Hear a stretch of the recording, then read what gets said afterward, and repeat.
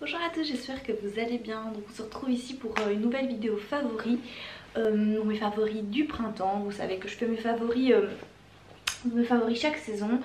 Donc vous savez que c'est une catégorie où je mets vraiment de tout. Et on va commencer par le make-up, tiens, parce que ça fait longtemps que je vous ai plus parlé maquillage. Il s'agit du rouge à lèvres que je porte ici, qui est ce rouge à lèvres, qui est le rouge à lèvres Elika Beauty.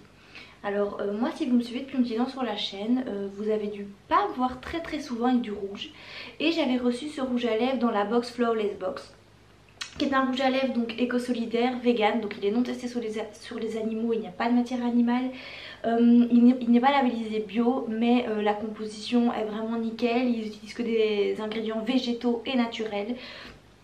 Donc c'est super, et c'est un liquide mat et il y a très peu de marques de liquide mat naturel.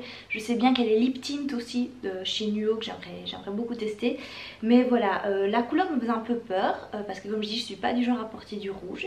Et en fait j'ai remarqué quand je l'ai mis pour le porter, déjà ça me faisait des dents super blanches, donc j'étais super contente, ça me donnait vraiment bonne mine. Et en fait c'est le genre de couleur que je trouve qui me va super bien quand je me maquille pas trop les yeux.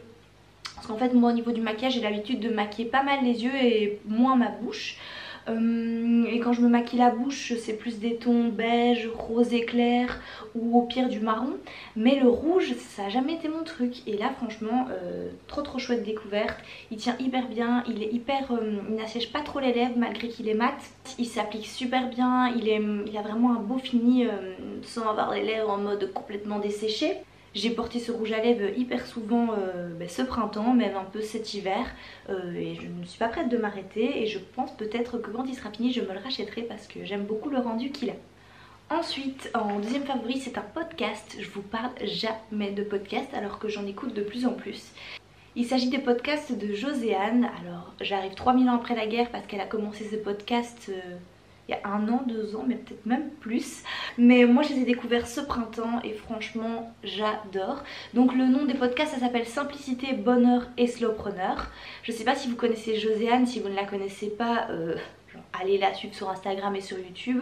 C'est une nana hyper dans la slow life, dans le minimalisme, mais vraiment à fond.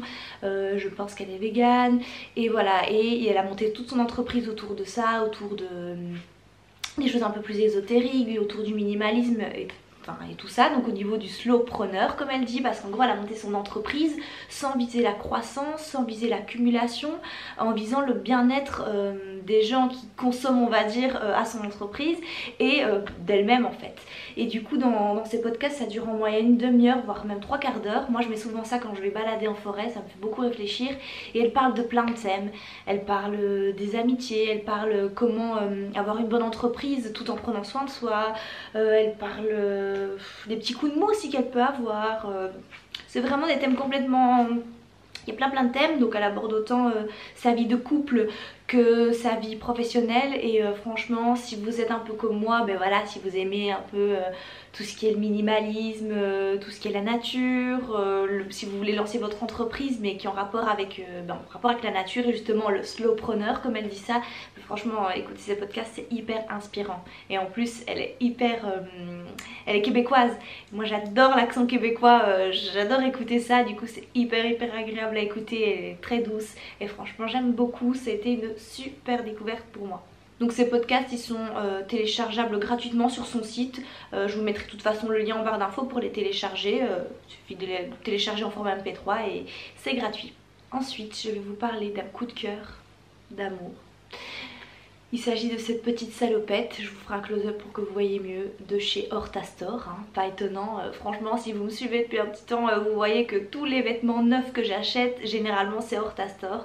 Donc c'est une marque belge, les vêtements sont faits au Portugal, éthiques, voilà, les gens sont vraiment payés à leur juste valeur pour leur travail, tout est fait à la main et la salopette est juste canon. Déjà j'aime beaucoup les salopettes à la base, faut savoir. Mais alors celle-là, c'est la salopette Jules. Je trouve que la coupe est hyper féminine et les petits détails ici sur le côté juste canon, noir comme ça, enfin j'aime trop. Et voilà, je me l'étais précommandée et je l'adore, je ne la quitte plus. Donc voilà, Horta c'est vraiment le coup de cœur et cette salopette c'est vraiment la pièce je trouve un peu unique que je n'avais jamais trouvé dans d'autres marques, une salopette dans ce genre là en tout cas. Ensuite on va parler bijoux. Ça faisait longtemps que je n'avais plus parlé bijoux et moi vous savez que je suis une grande fan de bijoux. Les boucles d'oreilles que je porte ici, pareil je vous ferai un petit close-up pour que vous les voyez de plus près. Il s'agit des boucles d'oreilles de chez Aimé Paris, une marque française que j'ai découvert ce printemps grâce à la blogueuse Nolita, la blogueuse mode. Bon, elle n'est pas du tout éthique mais j'aime généralement bien les bijoux qu'elle présente parce qu'elle met quand même en avant pas mal les petits producteurs français au niveau des bijoux et franchement ces boucles d'oreilles j'ai vraiment craqué. Elles sont hyper originales tout en étant raffinées, classe, elles se portent avec tout parce qu'elles sont assez petites. Franchement je les aime beaucoup, faites à la main, en plaqué or, je ne sais plus si c'est du 18 carats mais moi vous savez bien que l'or c'est vraiment, je trouve qu'avec ma peau, ma carnation c'est toujours l'or, j'aime beaucoup. Et ça fait maintenant 2 ans que je n'achète plus de bijoux cacaille comme je dis, donc c'est à dire fast fashion, mais que je mets vraiment en avant les petits artisans et que voilà, je me dis j'achète moins de bijoux. C'est vrai, je m'achète peut-être une paire de boucles d'oreilles tous les 4 mois à la place de m'en acheter une par mois, sauf que voilà, elles sont juste magnifiques, elles sont faites avec amour, avec soin et de manière totalement artisanale. Et celle-là c'est un énorme coup de cœur, je ne les quitte plus. Franchement il faut savoir que moi j'aime beaucoup les bijoux mais c'est vrai que je pense pas toujours à les mettre et celle-là je les mets tout le temps.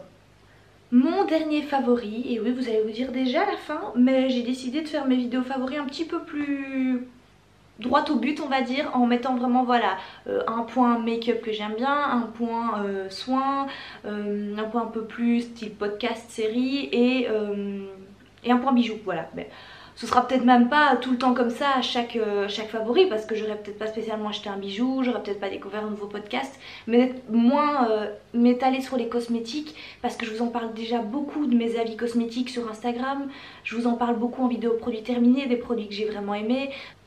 Mais j'ai eu un coup de cœur pour ce petit sérum que vous avez dû voir pas mal passer sur Instagram.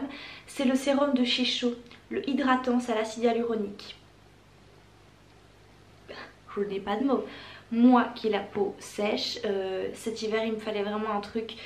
Je m'hydrate plus le visage avec une crème pour le visage parce que ça ne me suffit pas, mais juste avec une huile végétale. Donc cet été ça a été super, juste avec une huile végétale, septembre, octobre, juste une huile végétale, ma peau était magnifique, lumineuse, j'avais besoin de rien d'autre. Et puis arrivé mi-novembre, ma peau là, elle était un peu en PLS, elle était en mode l'huile ne me suffit pas. Pourtant donc je bois énormément d'eau, donc au niveau hydratation j'avais assez, mais il fallait encore un petit truc en extérieur. Et j'avais entendu beaucoup parler de l'acide hyaluronique. L'acide hyaluronique, il faut savoir qu'il n'y a pas que dans les trucs dégueulasses L'Oréal, Nivea qu'il y a de l'acide hyaluronique, mais même dans les choses naturelles, vous pouvez trouver des bons sérums avec de l'acide hyaluronique. Faites juste attention de la prendre à bas poids moléculaire, mais ça je vous l'avais déjà expliqué dans ma vidéo unboxing Ecolux que je vous mets juste ici, où je vous disais qu'en fait si vous la prenez à bas poids moléculaire, elle pénètre plus en profondeur la peau parce qu'elle est plus fine en fait. Ça normalement il est noté sur le paquet à bas poids moléculaire. Et ici en fait ce que j'aime beaucoup déjà c'est l'odeur, parce qu'il y a de l'huile essentielle de rose et de géranium et je trouve que c'est un combo d'huile essentielle qui sent hyper bon, donc déjà vraiment un plaisir. Ensuite il suffit de 4 grosses gouttes qu'on applique dans la main et on applique ça sur peau humide en massant.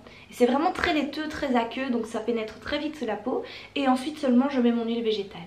Et depuis que j'utilise ça, ma peau ne tiraille plus. Je sens vraiment une différence au niveau du confort. Peut-être pas au niveau du teint parce que il y a plein de facteurs qui entrent en compte au niveau du teint. Enfin je vais dire, il y a l'alimentation, il y a la saison, il y a...